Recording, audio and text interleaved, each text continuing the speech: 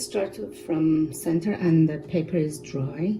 I dried it with hair dryer and I start from the center. Okay, I use burnt umber for the center. Okay, and I'm careful about the shape of the petals. Okay, just let's do it like this. And I grab the excess water, and I told you before, just do some random dots around to make it more natural. And look at this. This is called negative painting. Okay, if I want to extend this petal, I can just use the negative painting. I just can do it like this. I just extend it like at sharp point for the petal. And I'm not doing all around cover the previous color with burnt umber. I just put some dots, and then I just with clean water just wash the edges a little bit to make it more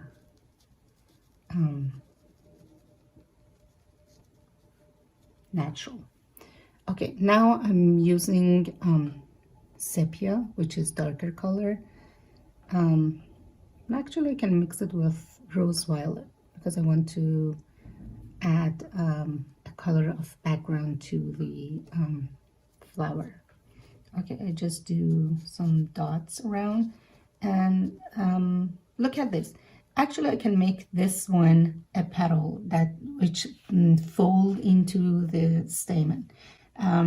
We don't have it in reference photo, but I want to show it how you can make it a petal that fold into the center of the flower by doing negative painting. Okay.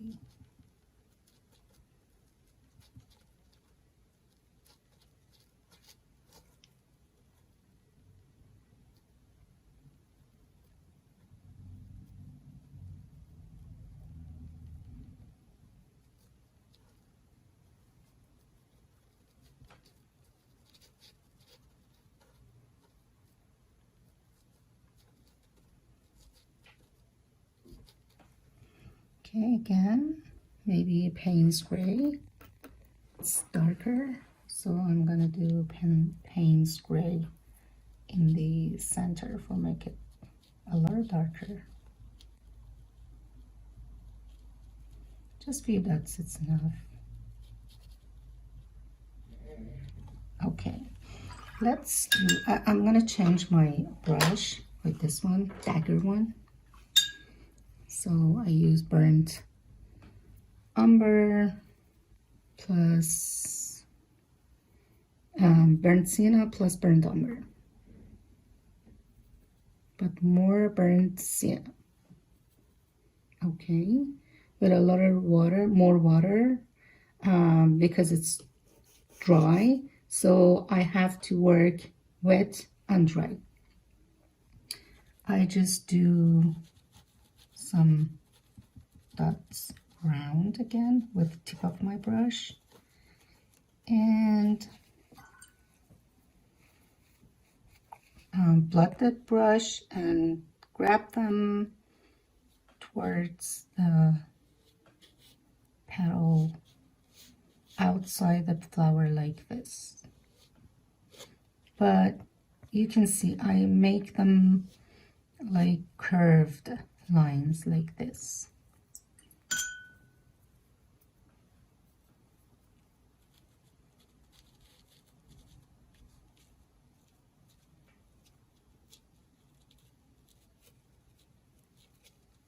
And also I'm trying to separate petals, not too much, but look at this. We have a light yellow here.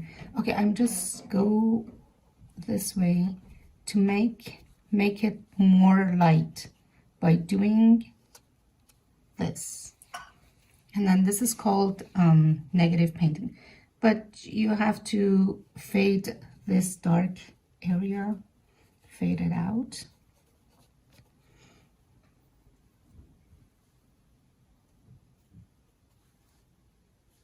Okay, let's do this part.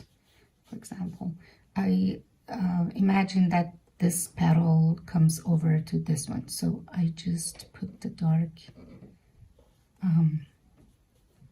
color, which is burnt umber plus burnt sienna, and then fade them out a little bit. And sometimes you can do this part a little darker because it's, you know, it's the point that they cover each other, so it could be a little darker. And I continue with petals like this. Okay, I decide create a petal right here, so I'm gonna make this part a little darker and then fade the dark one. And I'm gonna change the direction. Okay, and continue with it. Okay, let's see. I want to make this one a petal, so I'm gonna go with this shape.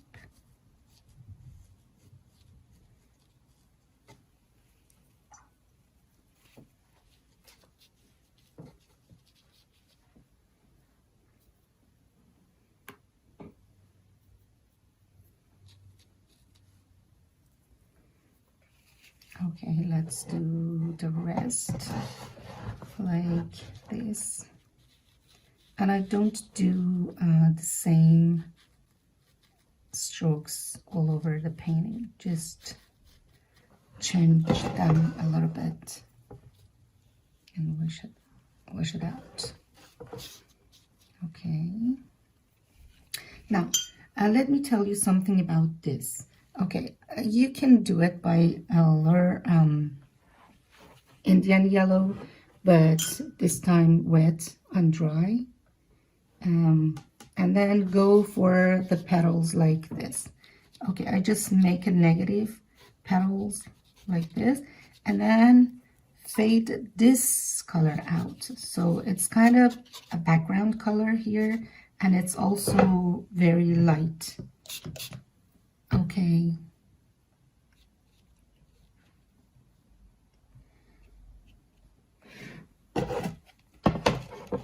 and the other thing is, at the same time, you can make the background darker like this part. I'm doing this by make this part more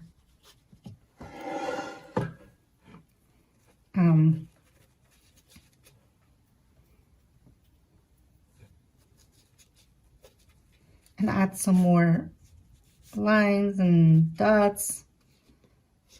These are the final touch, and I will send you the picture of the finished one.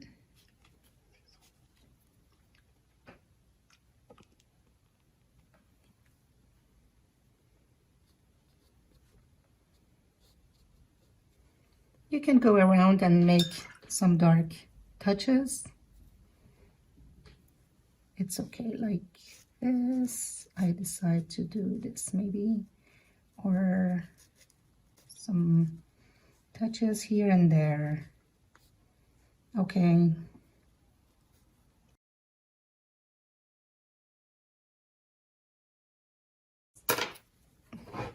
I sign it, but I will continue to make it more